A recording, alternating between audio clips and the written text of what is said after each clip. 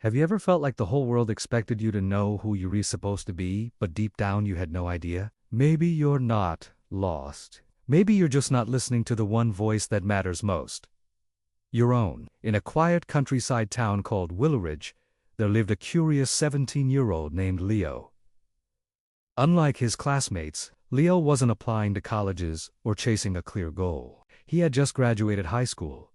But while others rushed toward careers and degrees, Leo sat still, unsure. It was in it because he lacked resources. His family owned one of the largest horse training farms in the region. It was because he lacked connection. He didn't enjoy school, couldn't relate to most subjects, and was tired of being told who he should become. One foggy morning, as Leo helped his father saddle a horse, he sighed deeply. His father, Mr. Ray, a calm man with a sharp mind and a weathered face, noticed, instead of scolding him, Ray handed Leo a folded note with 3 names and said, "Take a few days, meet these people, and ask each one how they found success. Tell them you're the son of the man with the golden brace." Confused but intrigued, Leo asked, "Dad, why do people call you that?"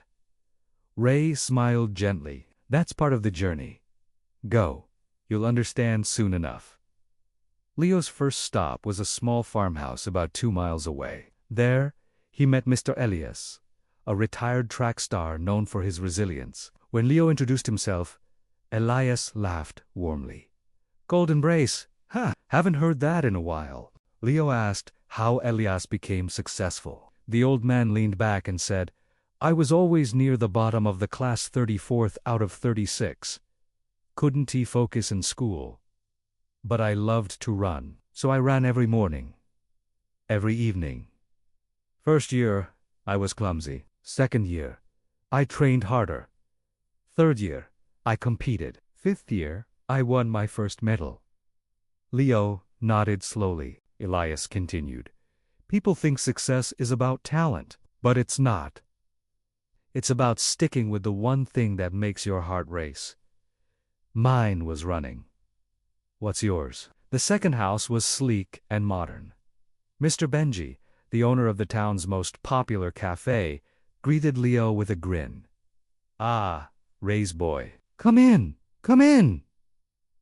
Leo asked about Benji's path. Laughing, Benji said, "I was ranked 35th out of 36. I talked too much, barely studied. But I loved food, loved talking about it, tasting it, sharing it. So I learned to cook. Started small my first year. I barely broke even, but I kept showing up. Learned new recipes. Built a place people felt at home, and here we are." He paused, then added, "The world doesn't need you to be perfect. It needs you to be real. Find the thing you could talk about all day. That's your power." The final stop was the quietest home yet, a small cabin lined with books. There lived Mr. Quinn, the man who had ranked first in Leo's father's class. Leo expected a grand house. Instead, Quinn lived alone, surrounded by papers and silence. Leo asked, "What's your secret?" Quinn looked up, eyes tired but kind. "I studied everything. Knew a little about a lot, but I never chose one thing to master. I never felt truly fulfilled." "Don't make my mistake, Leo." Then he smiled and said, "Your father, he was last in class. Broke his leg falling off a horse. Wrapped it with a golden support brace. But he didn't let that stop him. He turned his love for horses into the most respected training farm in Willowridge, not because he followed a path, but because he made one." Leo rode home that evening, heart full and mind clear. He finally understood.